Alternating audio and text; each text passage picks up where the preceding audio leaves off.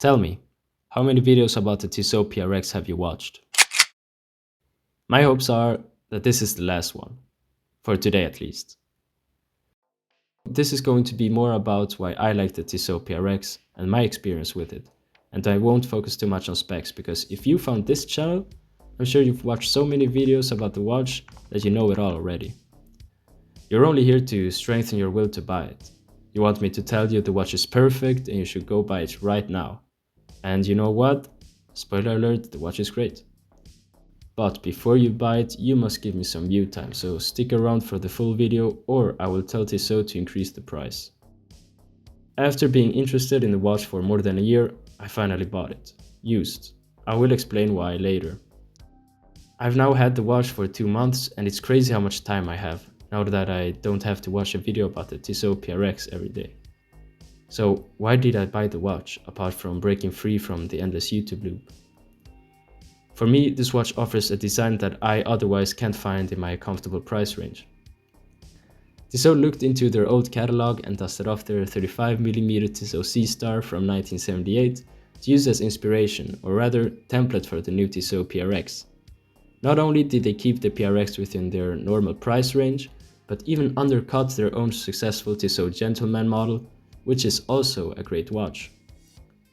There are other integrated bracelet stainless steel sports watches under 1,000 or 2,000 US dollars, but with how good the PRX is at its price of around 650 USD retail, I don't see myself buying a Frédéric Constant High Life or Maurice Lacroix Icon, as there are watches in their price range without integrated bracelets that I like much more.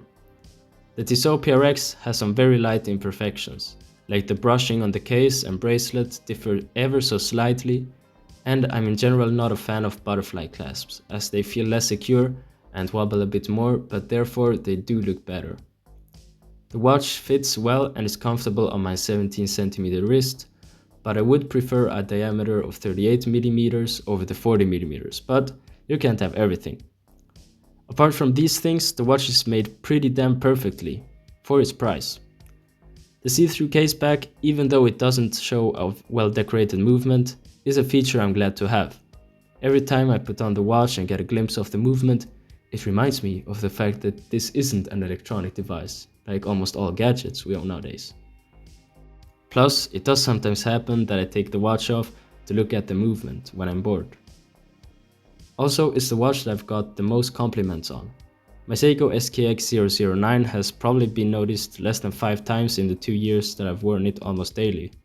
The PRX surpassed that in the first week. I like how different the PRX is from my Seiko SKX in many design aspects, apart from the obvious, like having an integrated bracelet and not being a dive watch. The Seiko's design is much curvier and rounder. The cushion style case has rounded off edges, the dial indices are big circles, and every link of the Jubilee bracelet is half a cylinder. In contrast, the Tissot PRX only has flat surfaces, which means even though most of the watch is brushed, it is still relatively flashy because there will always be a flat surface from the case or a link from the bracelet that catches the light when looking at it. The movement is great in my opinion. Mine is fairly accurate at plus 5 seconds per day, but it's the 80 hours of power reserve which stand out to me. Where the PRX objectively surpasses the luxury offerings by AP, Patek and Vacheron is with that power reserve and its 100 meters of water resistance. The sacrifice the Powermatic 80 movement takes is having a slower beat rate at 21,600 beats per hour compared to the 28,800 beats per hour of a standard ETA 2824 movement, which then doubles the power reserve from 40 to 80 hours. I also like that the movement is fairly anti-magnetic. What I don't like about the movement is that it doesn't have normal regulators. Instead, it is regulated by laser in the factory and also by adjusting the position of these screws on the balance wheel. This means you probably have to let Tissot service the watch because independent watchmakers might not have the right tools for regulation. If you know more about this, it would be great if you could leave a comment. I also don't like the concept of pressing case backs. What? For this watch, it probably helps by making it a bit thinner, and because you can't regulate the watch yourself anyways, it makes sense. But I just have a weird feeling that it seems less secure than a screw-in caseback. But then again, it has good water resistance, so there are no complaints. This is my first Swiss-made mechanical watch, which the dial proudly reminds you of.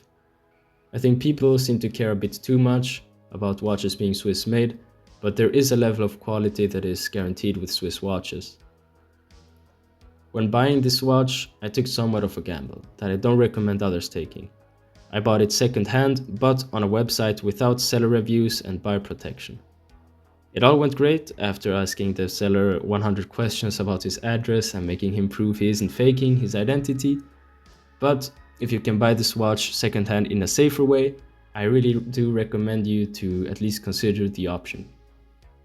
I didn't save a huge amount of money, but those $200 could be used to buy a secondary rubber strap from Tissot or Deluxe. I really hope Tissot releases a blue rubber strap that matches the blue dial. At this moment they only have a black and a white one, and I think you can't even buy them on their own, which is kinda stupid. The Tissot PRX is beautiful, however, it isn't the most unique watch. The design is heavily inspired by the Royal Oak and the Rolex Oyster Quartz. If I one day manage to responsibly buy a Royal Oak, would it replace the PRX? I believe that until I have my AP, I will have worn the PRX so much that it still has a lot of value for me. So, if you have tried on the PRX and have the feeling that you will actually wear it often, this might actually be the watch for you. I'm not telling you to buy the watch no matter what. I'm speaking to the people that are sure they really want it, but just keep watching review after review without getting anything from it.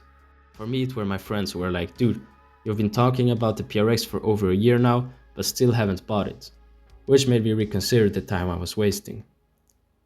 If you're still unsure, maybe buy a used one so you could sell it without any big loss if you change your mind. Just don't blame me if something doesn't go as smooth as it should. So, in conclusion, the Tissot PRX is a great watch and I am very happy with my purchase. In the watch community, it is very popular and you see pictures of it everywhere. But in real life, I've only seen it like 3 times, so I don't think it's oversaturated and you can still be pretty unique if you have this watch. I hope I helped you to get out of the YouTube loop. Maybe if you gently tap my subscribe button, I can catch you in my loop, which would be great for me at least. See you in the next video.